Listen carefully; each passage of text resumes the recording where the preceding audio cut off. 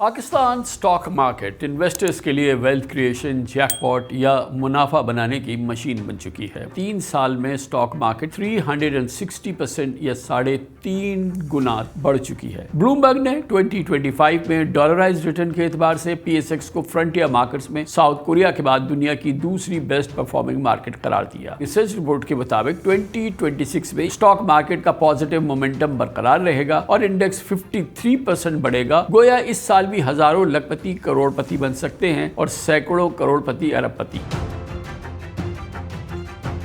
ये सारी तेजी जो हुई डोमेस्टिक ड्रिवन लिक्विडिटी और लोगों ने की, वरना $300 मिलियन की गोरे ने पाकिस्तान में सेल किया है। फॉरेनर का एक्सोडस हुआ है जी, और सारा इन्वेस्टमेंट जो है वो पाकिस्तानी है। Pakistani stock market emerging market में वापस जाएगी।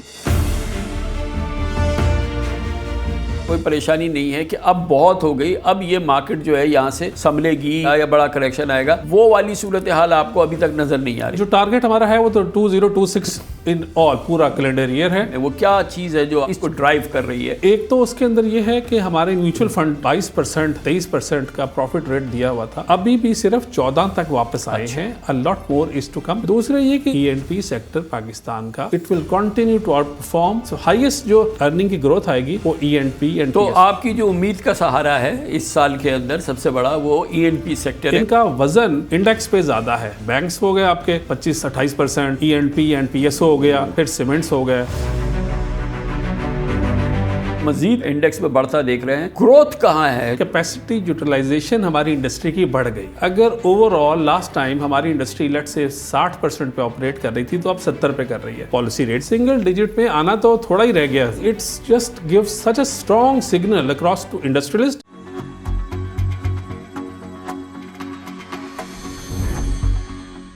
पाकिस्तान स्टॉक मार्केट इन्वेस्टर्स के लिए वेल्थ क्रिएशन, जैकपॉट या मुनाफा बनाने की मशीन बन चुकी है। माशाल्लाह, स्टॉक एक्सचेंज रोज नए रिकॉर्ड बनाता है, रोज नई तारीखी बुलंदी पार करता है। 3 साल में स्टॉक मार्केट यानी पाकिस्तान स्टॉक एक्सचेंज 360% या 3.5 गुना 3.5 टाइम्स बढ़ चुकी है। आज से ठीक 3 साल पहले 9 जनवरी 2023 को 100 इंडेक्स 40,504 पॉइंट्स पर बंद हुआ था, जो आज 1,85,557 पॉइंट्स पे बंद हुआ। आज कारोबार के दौरान इंडेक्स 1,87,905 पॉइंट्स तक भी पहुंचा। गोया गुज़िश्ता 3 सालों में स्टॉक मार्केट ने अपने लोएस्ट लेवल से एवरेज सालाना 120% का मुनाफा दिया है। पिछले 2 सालों में मार्केट ने डॉलराइज्ड रिटर्न भी मजबूरी तौर पर 180% दिया। एक आम आदमी को हम इस तरह समझा सकते हैं कि अगर 3 साल पहले आपने 30 लाख रुपए पाकिस्तान स्टॉक एक्सचेंज में इन्वेस्ट किए थे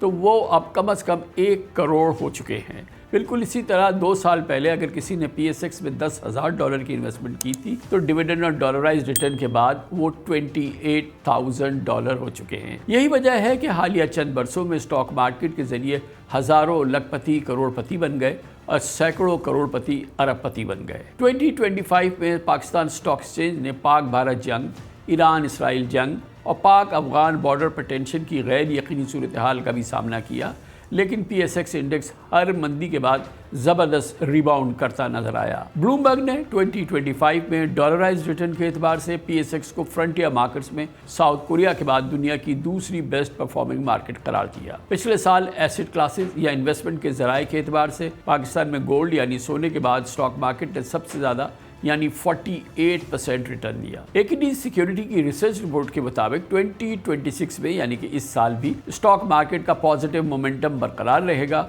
और इंडेक्स 53% बढ़ेगा और इस रोबस्ट रिटर्न के साथ 2,63,000 पॉइंट्स तक पहुंचेगा। जबकि 2026 में ही मार्केट $100 बिलियन की कैपिटलाइजेशन का तारीखी बेंचमार्क भी हासिल कर सकती है। गैर मामूली बात है कि 2026 के सिर्फ इब्तदाई 6 सेशंस में 100 इंडेक्स में 11,503 पॉइंट्स या 6.6% इजाफा हो चुका है। ये पिछले चंद दिनों की एक हफ्ते की कहानी है। गोया इस साल भी हजारों लखपति करोड़पति बन सकते हैं और सैकड़ों करोड़पति अरबपति। ये बात भी गैर मामूली है कि जनवरी 2023 में पाकिस्तान स्टॉक एक्सचेंज में सिर्फ 3 कंपनीज की मार्केट कैपिटलाइजेशन $1 बिलियन से ज़्यादा थी, जबकि जनवरी 2026 में यानी कि इन दिनों में $1 बिलियन से ज़्यादा मालियत की लिस्टेड कंपनीज की तादाद अब 19 हो चुकी है। इस वक्त $4 बिलियन से ज़्यादा मार्केट वैल्यू के साथ UBL पहले नंबर पर है। OGDC दूसरे नंबर पर, और सिर्फ 3 साल पहले UBL जो था ये $500 बिलियन से भी कम मालियत की थी। मार्केट कैपिटलाइजेशन इसकी $500 मिलियन थी, लेकिन आज $4.5 बिलियन या 1274 अरब रुपए के साथ ये UBL जो है पाकिस्तान की सबसे कीमती लिस्टेड कंपनी बन चुकी है। इस वक्त पाकिस्तान स्टॉक एक्सचेंज $74 बिलियन की मार्केट कैपिटलाइजेशन के साथ 7.5 साल के बाद बुलंद तरीन लेवल पर खड़ा है, जबकि पाकिस्तानी करेंसी में 20.7 ट्रिलियन रुपीस की ऑल टाइम हाई वैल्यू पर है। कैश या रेडी मार्केट में भी डेली वॉल्यूम 40% इजाफे से 797 मिलियन तक जा पहुंचा है, जो कि ऑल टाइम हाई है। पिछले रोज पाकिस्तान स्टॉक एक्सचेंज में 85 बिलियन रुपीस की तारीखी ट्रेड हुई, जिसके बाद मार्केट में लिक्विडिटी या पैसे की फरावानी भी 20 साल की बुलंद तरीन सतह पर है। ख्याल रहे कि हालिया 2 सालों में पाकिस्तान ने IMF के तमाम रिव्यूज कामयाबी से भी पूरे किए हैं। तीनों बड़ी ग्लोबल क्रेडिट रेटिंग एजेंसी यानी S&P, मूडीज और फिच ने पाकिस्तान की क्रेडिट रेटिंग अपग्रेड की है। माहिरीन कहते हैं कि स्टॉक मार्केट में ये रैली मुस्तकबिल में इंटरेस्ट रेट में मजीद कमी, फॉरेन एक्सचेंज रेट में इस्तेहकाम, कॉर्पोरेट मुनाफों में इजाफा और आइंदा बरसों में पाकिस्तान में पॉलिटिकल और इकनॉमिक स्टेबिलिटी की रिफ्लेक्शन है। खास तौर पर पिछले 1.5 साल में इंटरेस्ट रेट 20% से 10.5% पर आने की वजह से रेंट सीकिंग या फिक्स्ड इनकम इंस्ट्रूमेंट्स के प्रॉफिट आधे भी कम हो गए हैं। इसलिए रोजाना हजारों की तादाद में नए इन्वेस्टर्स पाकिस्तान स्टॉक मार्केट का रुख कर रहे हैं और ज़बरदस्त मुनाफे कमा रहे हैं। इस पर बात करने के लिए आज मैंने दावत दी। हमारे साथ मौजूद हैं जनाब मोहम्मद फरीद आलम, चीफ एग्जीक्यूटिव ऑफिसर है AKD सिक्योरिटीज़ के। बहुत बहुत शुक्रिया फरीद भाई, आपने हमें ज्वाइन किया।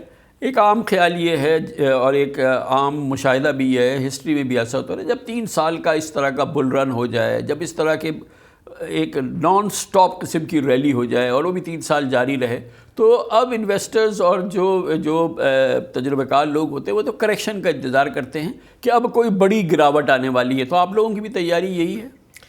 जी, बिस्मिल्लाहिर्रहमानिर्रहीम। Thank you very much Kamran भाई। बिल्कुल, बहुत सारे लोग हमारी जब हम रिपोर्ट लास्ट टाइम निकाली थी मैं अपनी लास्ट ईयर की रिपोर्ट से शुरू करता हूँ, फिर आपके आंसर देता हूँ। जब हमने लास्ट ईयर अपनी 20 दिसंबर 2024 को रिपोर्ट निकाली और हमने उस वक्त मार्केट का इंडेक्स लाख के करीब था और बाकी जो कॉर्पोरेट ब्रोकरेज हाउसेज हैं उनकी स्ट्रेटजी के मुताबिक या उनके मुताबिक इंडेक्स क्या 1,10,000 कोई 1,22,000, मेरे ख्याल से बेस्ट केस जो था वो 1,22,000 का था। और हमने जब निकाला, हमारी रिसर्च ने, इंडिपेंडेंट रिसर्च है, headed by a lot of शानदार लोग हैं, मेहनत से काम करते हैं। So they came up with this number of 1,65,215। अच्छा, उसको भी बहुत लोगों ने, मेरा भी बहुत लोगों ने कहा कि फरीद भाई आप you are an eternal bull, but eternal bull होने के साथ साथ थोड़ा सा, जिस तरह आपने कहा ना 1 साल बढ़ चुका है कि हायर बेस आ गया है, तो अब दोबारा से ऐसे नहीं होगा, अब ये आपकी थोड़ी सी ज़्यादा है। तो खैर अल्लाह का करम हुआ। और ये मैं ज़रूर कहता चलूँ कि वो 10 मई का वाक़या नहीं हुआ था। अगर 10 मई का वाक़या 20 दिसंबर 2024 से पहले हो चुका था तो हो सकता है हम इससे भी ज़्यादा की रिपोर्ट निकालते हैं।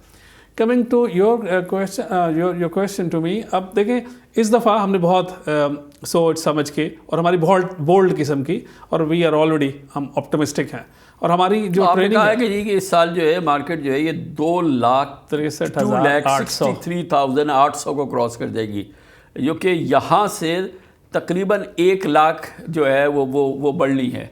हाँ, तकरीबन 80,000 जैसा। ठीक, बड़े बड़े लोग घबरा गए इससे। जी हाँ, a lot of people have asked me, questioned me, और बाज़ लोगों ने कहा कि what is it the reason. तो हमने कहा, हमने इस रिपोर्ट में बहुत लहीम शहीम रिपोर्ट है, लेकिन पहले अगर 6 सफ़े पढ़े तो आपको क्रक्स समझ आता है कि what are we trying to imply और क्या कर रहे हैं।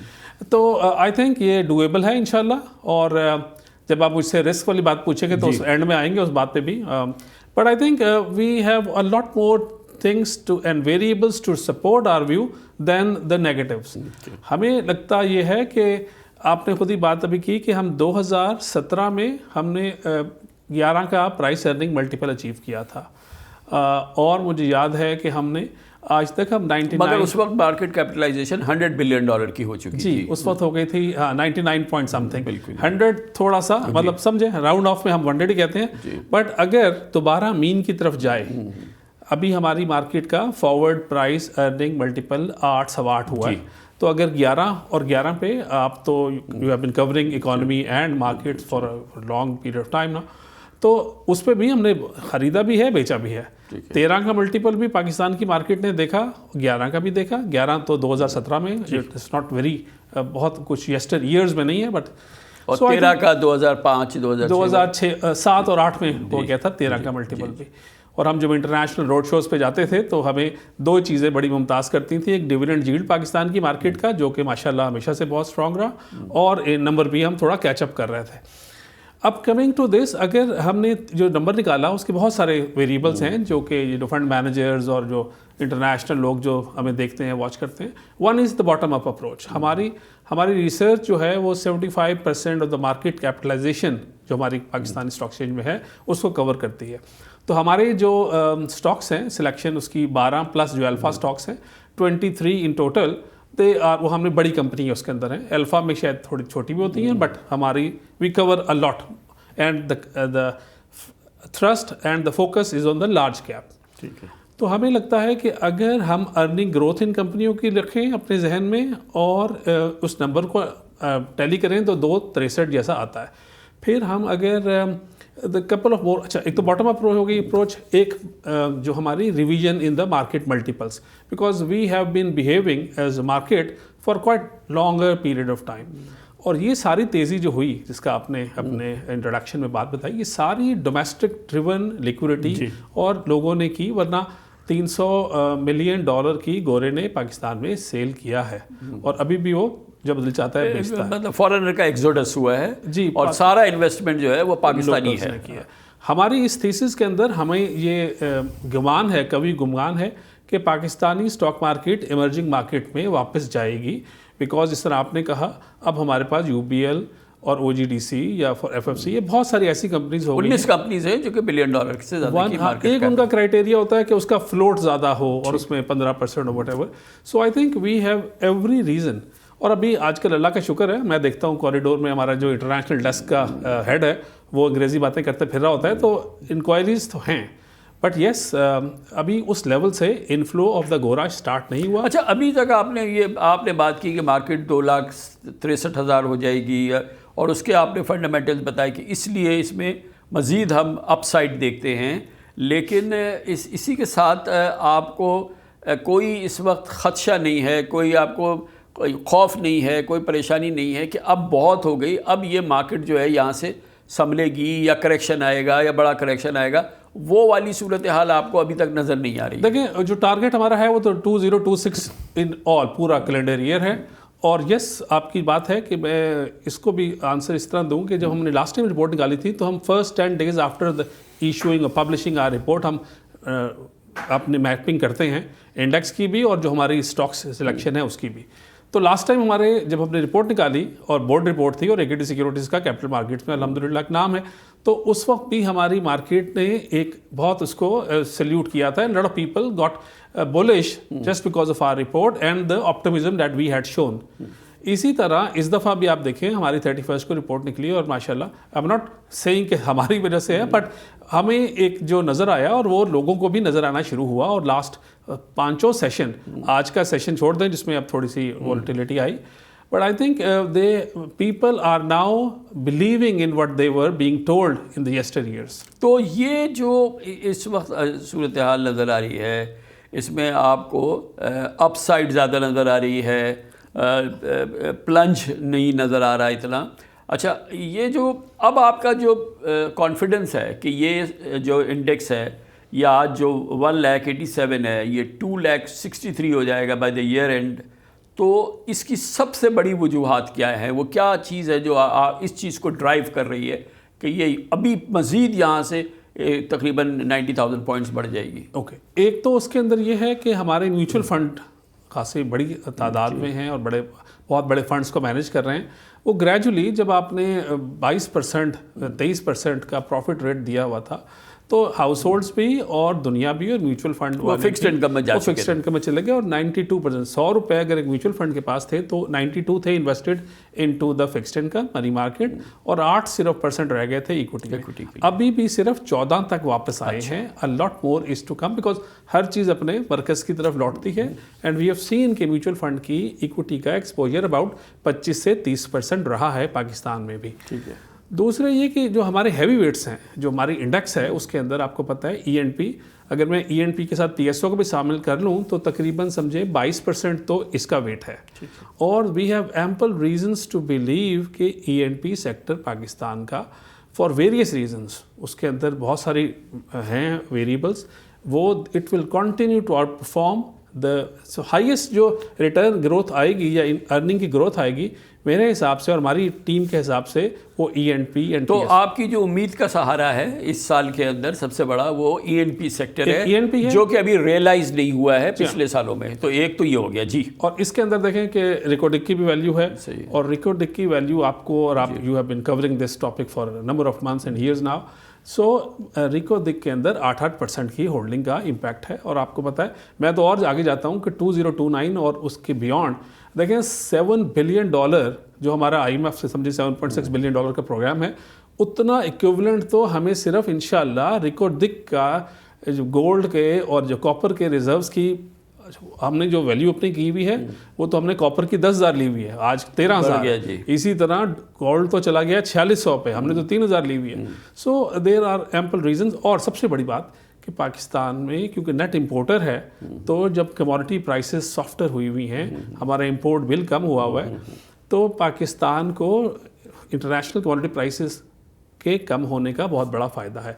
और जो एक मज़ेदार पॉइंट अच्छा हो रहा है ये कि हमारी जो रेमिटेंसेस हैं वो $40 बिलियन, अब वो जो $40 बिलियन है वो बैंकिंग चैनल से आता है। अब वो बैंक्स वाले भी उस पर कमाते हैं।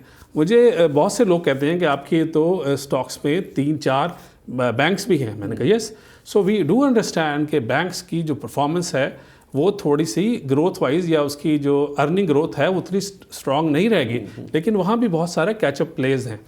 अब आप ये देखें कि जो 40 बिलियन की जो मैंने एग्जांपल दी, इसको मैं अगर कवर करूं तो $40 बिलियन जो बैंकिंग चैनल से पाकिस्तान में रिमिट होके आया, और पाकिस्तान में डिजिटलाइजेशन बढ़ती जा रही है, तो आपकी इकॉनमी टू सम एक्सटेंट वो कवर हो रही है। सो अगर आपकी डिजिटलाइजेशन बढ़े तो FPR भी खुश है, एवरेज पाकिस्तानी भी खुश है, और यूज़र तो खुश है ही। तो लोग कहते हैं कि देखें जी, पहले तो हमारे यहाँ पाकिस्तान में रिकॉर्ड है, चाहे वियतनाम, इंडिया, जो मर्जी ले लें, कि बैंकिंग सेक्टर का जो इन्वेस्टमेंट टू डिपॉजिट रेशो है, IDR जिसे हम कहते हैं, वो 100% टच करता है बार बार। कि यानी जो डिपॉजिट बैंक्स ने लिए और 36 ट्रिलियन का डिपॉजिट हो गया पाकिस्तान में, उसकी जो इन्वेस्टमेंट है वो हाईएस्ट है रीजन में। इसी तरह जो ADR है, एडवांसेस टू डिपॉजिट रेशो, वो लोएस्ट है पूरे रीजन में। तो this is something that is to be look forward to, और इस पर थोड़ा मतलब क्वेश्चन मार्क है to the reformers, regulators and everybody. But मेरा तो पॉइंट आपको ये है कि बैंकिंग सेक्टर, उसके अंदर जो आपने UBL की और बाकी बैंक्स की आपने बताई, तो लेकिन अभी भी 22% ENP और ये एक बैंकिंग सेक्टर, और अच्छा ये हो गया। अभी तो हमें तो चाहिए, अभी बहुत से परसेंटेज पॉइंट बाकी हैं। अभी कोई 70 पॉइंट तो आप और देना। अभी आप आ जाएं, फिर आप फर्टिलाइजर्स पे आ जाएं। फर्टिलाइजर की सारी कंपनीज, और स्पेशली 2 जिसका नाम ले ना लें, सबको पता ही है। आप EFERT और फौजी की बात कर रहे हैं। EFERT के अंदर और एंग्रो होल्डिंग के अंदर भी अगर मैं देख लूं, क्योंकि उसने भी टावर बिजनेस शुरू किया है और पिछले साल डिविडेंड नहीं दिया था, इसलिए प्राइसेस उसकी मगर ये वो ग्रुप है जो वन ऑफ द लार्जेस्ट, जिसकी बैलेंस शीट है पाकिस्तान की, कॉर्पोरेट बैलेंस शीट सबसे ज़्यादा तगड़ी, मगर इनके यहाँ विगर की कमी काफ़ी हो गई है पिछले कई सालों में। वो एक्साइटमेंट, वो विगर, वो जो चीज़ जो इस ग्रुप का वो होता था, उसमें काफ़ी ये सबड्यूड हो गए हैं। लेकिन मगर आप समझते हैं कि अभी बहरहाल ये ओवरऑल जो ग्रुप है, जिसकी वजह से आपने एंग्रो होल्डिंग्स का नाम लिया, उसमें बड़ी जान है। जी हाँ, मेरा ख्याल से आपकी बात वी सेकेंड इट, मतलब हम 10 साल से या 8 साल से हम सोचते हैं कि इतना बड़ा ग्रुप, इतना बड़ा नाम, इतना पाकिस्तान की पहचान, और ये इन्वेस्टमेंट्स नहीं कर रहे थे। अब ये जो देवदार वाली जो कहानी की है, at least something to look forward to. उसके बाद सीमेंट सेक्टर देख लें। सीमेंट सेक्टर के अंदर भी एक अच्छा प्रॉमिस है, और हमें लगता है कि सीमेंट सेक्टर, अच्छा ये लार्जली कैपिटलाइज्ड कंपनीज हैं, तो इनका वज़न इंडेक्स पे ज़्यादा है। बैंक्स हो गए आपके 25-28%, ENP एंड PSO हो गया, फिर सीमेंट्स हो गए, फिर टेक्नोलॉजी में मुझे लगता है कि जो हमारी कंपनी तो थोड़ी हैं लिस्टेड। अब इस बड़ा अब बीट व्यू ले रहे हैं लोग सीमेंट का, और हमने देखा कि मिसाल के मेपल लीफ जो है साइज़ बड़ा कर रहा है, मगर ठीक है, एक बड़ा ग्रुप जो है वो डाइवर्स भी कर रहा है ना, वो उतार भी रहा है अपने पास से। अब डीजी खान है, वो एक्सपेंशन के अंदर आ रहा है, लकी की अपनी एक अच्छी पोजीशन है, और ये दूसरे। मगर इसके लिए काम तो हो, ग्रोथ तो हो, कंस्ट्रक्शन तो हो, इंफ्रास्ट्रक्चर तो बन रहा हो, वो हमें नज़र नहीं आ रहा। क्योंकि पाकिस्तान इस सब के अंदर, जहां आप 1 लाख पॉइंट मजीद इंडेक्स में बढ़ता देख रहे हैं, ग्रोथ कहाँ है जो असल पॉइंट है? एक पॉइंट वो सारी अक्रॉस इंडस्ट्री का मैं आंसर दे दूं ताकि मेरे थोड़े से पॉइंट्स और बढ़ें। वो ये है कि कैपेसिटी यूटिलाइजेशन हमारी इंडस्ट्री की बढ़ गई है। अगर ओवरऑल लास्ट टाइम हमारी इंडस्ट्री लेट से 60% पे ऑपरेट कर रही थी, तो अब 70 पे कर रही है। तो जो एडिशनल जो हमारे कैपेसिटी यूटिलाइजेशन है, उससे इंपोर्टेड माल नहीं आया, बट जो इंस्टॉल्ड कैपेसिटी है उसको अच्छा परफॉर्म कर रही है। और इसमें आप देखें इन सारी कंपनियों के अंदर, या जब हमारी गाड़ी जो कार मैन्युफैक्चरर्स हैं और जो पाकिस्तान में टॉप क्लास इस वक्त आपके पास असेंबलर्स हैं, और उनकी कंपनियों के आप शेयर देख रहे हैं। बाज़ कंपनियों को मुझे याद है कि मैंने ही लिस्ट किया था 10 रुपए की, वो आज वो 2-2 हज़ार की हुई हैं। सो आई थिंक हमारा पाकिस्तानी जो एंटरप्रेन्योर है वो अपने रास्ते निकाल लेता है। वो मेरा पॉइंट अपना वो बैंकिंग वाला कह रहा था, मुझे किसी ने फ़ोन किया कि सर बैंक्स माले में IDR हमारा बहुत ज़्यादा है, और पहले गवर्नमेंट ऑफ पाकिस्तान बैठे बिठाए बैंकों को 22-23% दे रही थी, अब दे रही है 11-10%। तो इनकी अर्निंग हाफ क्यों नहीं हुई? मैंने कहा सवाल बहुत मज़ेदार है आपका। एंड पढ़ा लिखा आदमी था, अच्छी उम्र के थे, उनको मैंने समझाया, बाहर से फ़ोन किया कनाडा से उनको, मैंने उनको थोड़ा समझाने की कोशिश की, और इन नाजरीन के लिए भी अच्छा है। I had not till the time this question was put to me, मैं भी सोच रहा था कि यार अगर हमारी कमाई का जो गवर्नमेंट ऑफ पाकिस्तान देती है वो कम हो, बैठे बिठाए मिलता है, बैठे बिठाए जो मिलता था, अब तो थोड़ी मेहनत करनी पड़ेगी। सो आई थिंक ये जो एक तो उसके अंदर, क्योंकि बैंक्स भी मेरी वाली लिस्ट में शामिल हैं, एक तो उनके डिपॉजिट्स का साइज़ बहुत बढ़ गया, 31 से 36 ट्रिलियन हो गया। तो फिक्स्ड कॉस्ट वही रही, लेकिन डिपॉजिट जिस पे आप ऑपरेट करते हैं वो बढ़ गया। फिर आपके नेट निम, जिसे हम अपनी ज़बान में कहते हैं, नेट इंटरेस्ट मार्जिन बढ़ गए। और फिर बैंकों ने अर्निंग को, मैं जिस तरह कह रहा हूँ कि 5 से 7% इस साल भी बढ़ेंगे, डिस्पाइट कि हमारी जो काइबोर है वो सारा कुछ नीचे आया हुआ है बिकॉज ऑफ द वो policy rate which we have reduced over the years. और अभी और लगता है कि 26 तारीख को अल्लाह करे कि सिंगल डिजिट में आए। सिंगल डिजिट में आना तो थोड़ा ही रह गया फासला, एक हाथ का फासला है, but I think it's just gives such a strong signal across to industrialist जो थोड़ा परेशान था और है because of the higher taxes, जो क्योंकि उसी लोगों से ही टैक्सेस लेके गवर्नमेंट अपना काम चला रही है, जो ऑलरेडी दे रहे हैं, और अपने से जो गवर्नमेंट ऑफ पाकिस्तान है वो अपने खर्चे कम करने को तैयार नहीं हो रही। ये एक थोड़ा सा हमारा जो मेरा आपका सबका कंसर्न है वो रहेगा। गवर्नमेंट की साइज और इसके जो खर्चे हैं वो कम नहीं हो रहा है, साइज ऑफ इकॉनमी बढ़ रहा है बट गवर्नमेंट उसके डबल बढ़ रही है। ठीक है, तो अब जो सूरत हाल है इसके अंदर रिस्क के एरियाज़ कहाँ पर हैं? मतलब अनसीन तो बहुत सारी चीज़ें, फिर तो हम कुछ भी कर सकते हैं, लेकिन जो विजिबल आपको रिस्क नज़र आते हैं, जो कि इस तरह की कोई चीज़ नहीं कि भारत से जंग हो जाए या कोई न्यूक्लियर कोई मिसहैप हो जाए, खुदा न खास्ता, वो नहीं। लेकिन इस वक्त जो नंबर्स नज़र आ रहे हैं, जो इकॉनमी की सूरत हाल नज़र आ रही है, उसमें रिस्क जो है सबसे ज़्यादा कहाँ नज़र आ रहा है आपको इस कि ये 2,63,000 ना पहुँचे?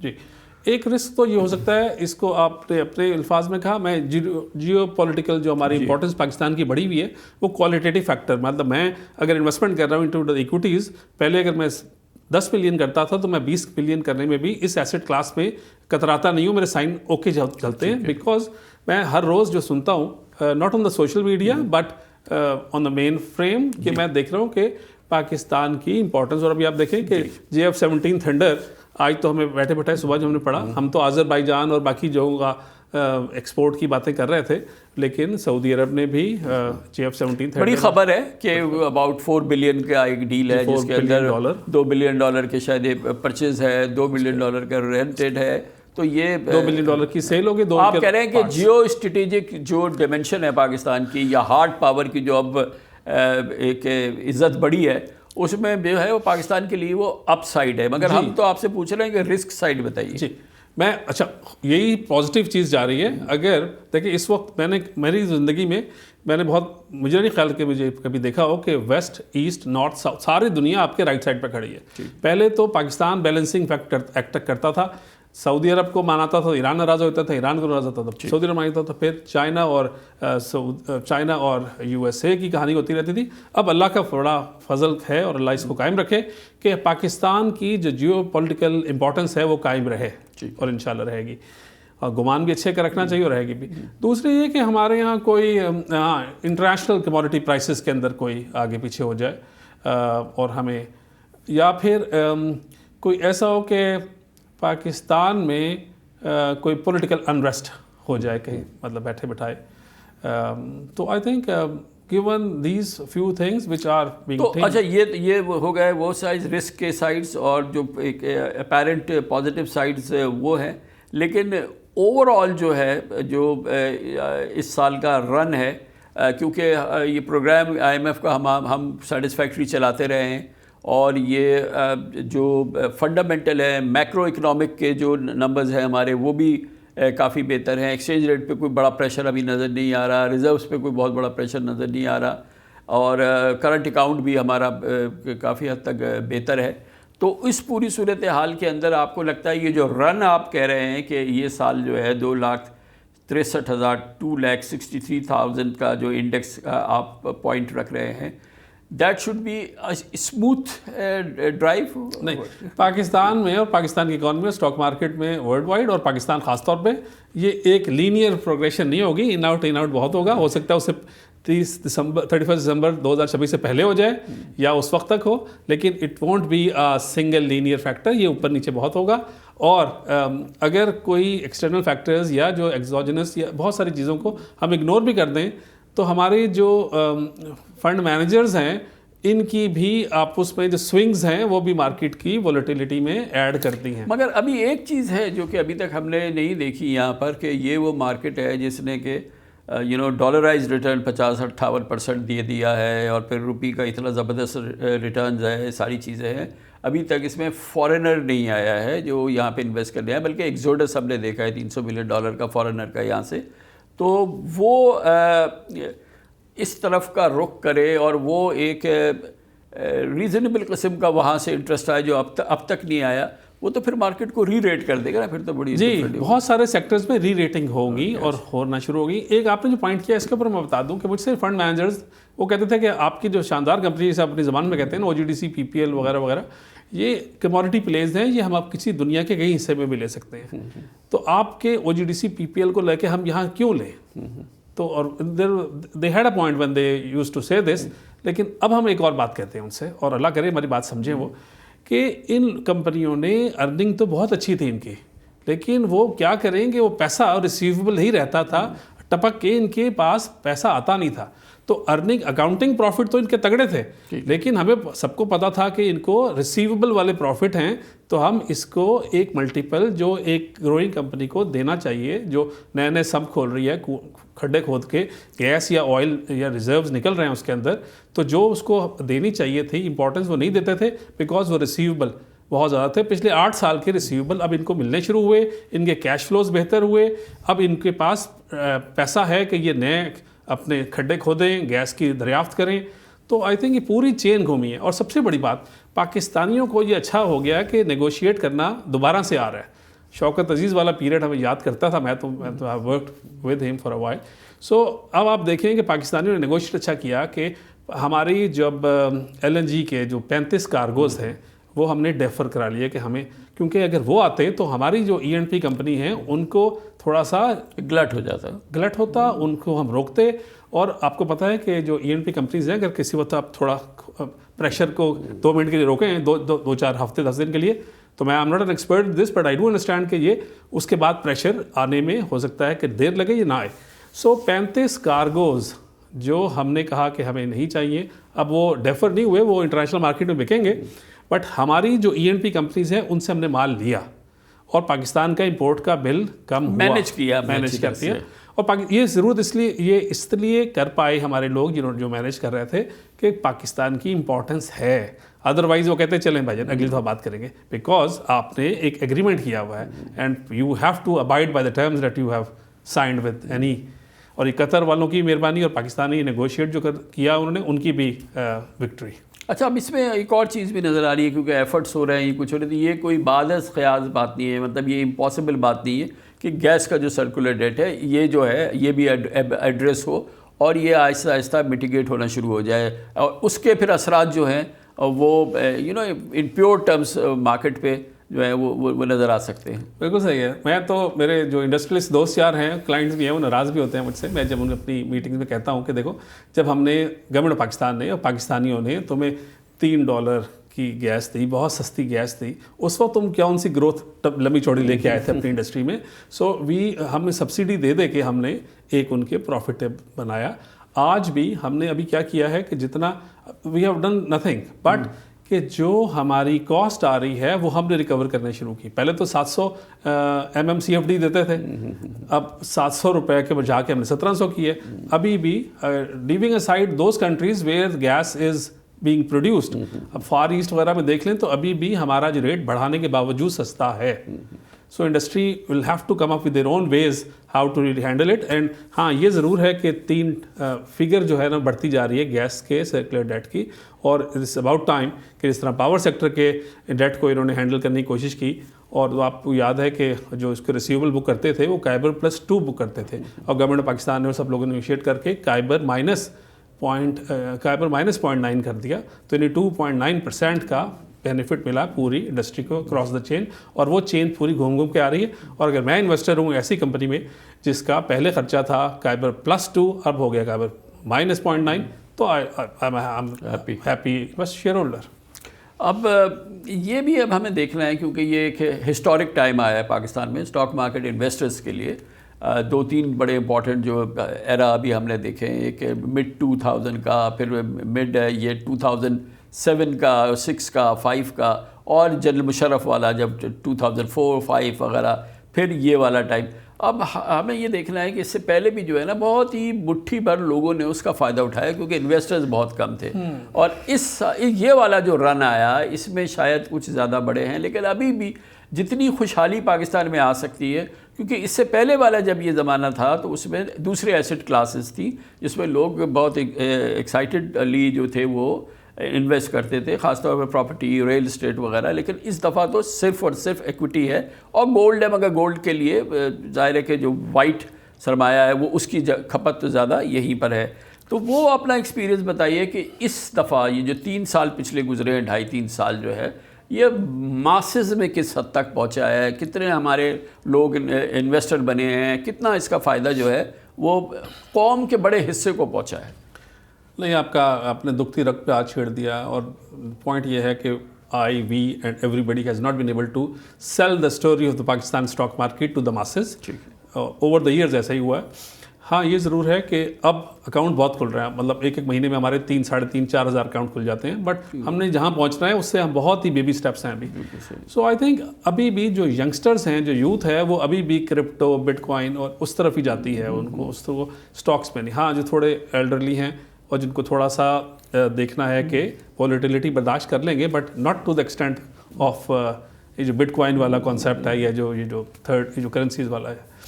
सो आई थिंक अभी बहुत दूर हैं लोगों को इस राग़िब करने में। हाँ, म्यूचुअल फंड ने ख़ास तौर पर फिक्स्ड इनकम साइड पे जब इंटरेस्ट रेट 20-22-24% हो गए थे, तो वहाँ 6-7-8 लाख उनके यूनिट होल्डर्स हो गए हैं।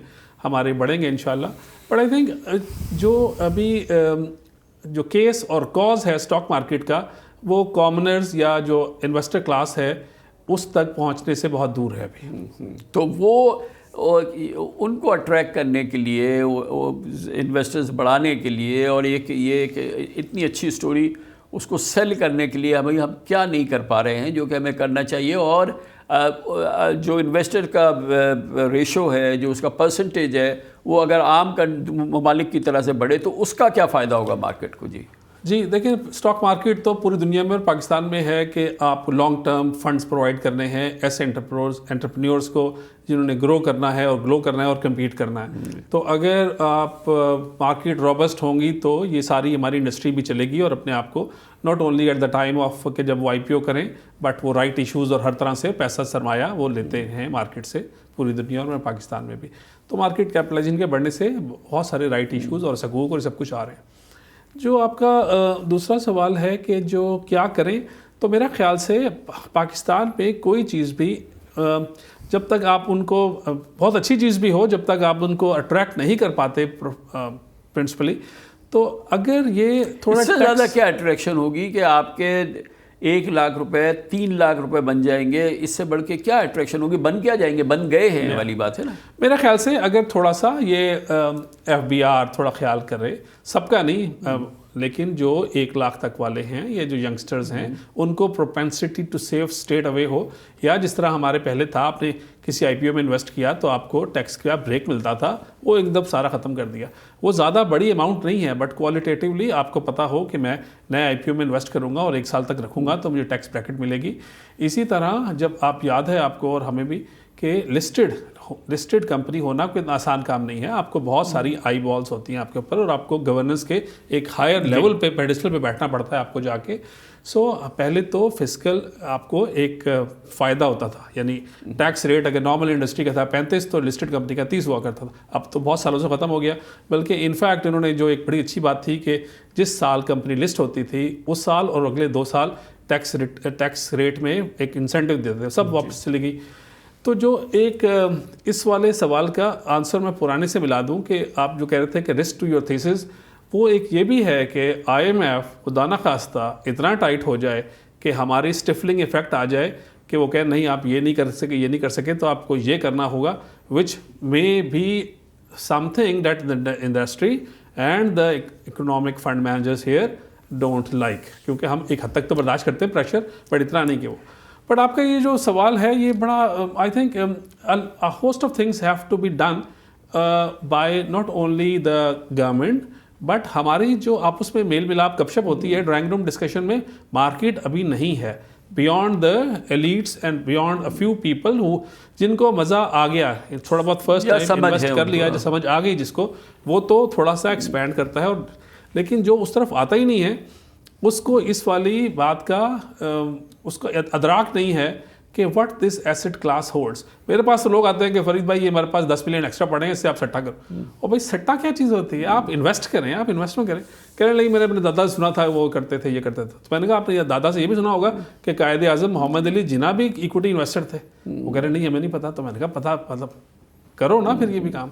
सो मेरे ख्याल से यंगस्टर्स को ये बहुत इंपॉर्टेंट है कि उनको लाना, बिटकॉइन से निकाल के इस तरफ लाना, ये भी हमारा। ये तो एक हो गए इन्वेस्टर्स की बात है, वो भी हमारा जो है वो बहुत ब्राइट स्पॉट नहीं है। जिस तरह से लोगों को आना चाहिए था इस मार्केट के रिजल्ट्स को देखते हुए उस तादाद में लोग नहीं आए। इसी तरह से जो इन्वेस्टर्स हैं जो सारी दुनिया में कैपिटल जो जनरेट करना होता है, जिनको एक्सपेंशन चाहिए, जो नई कंपनीज लगा रहे हैं या उसको ग्रोथ कर रहे हैं, IPOs होने चाहिए। अब वैल्यूएशन आ गई है इस मार्केट के अंदर, वो IPOs कहाँ हैं? ये इस दौरान जो है वो मैं IPOs ढूंढता रहा, क्योंकि कहाँ से कहाँ वैल्यूएशंस पहुँच गई हैं मगर नई कंपनीज नहीं आ रही हैं। ठीक है, एग्रीड।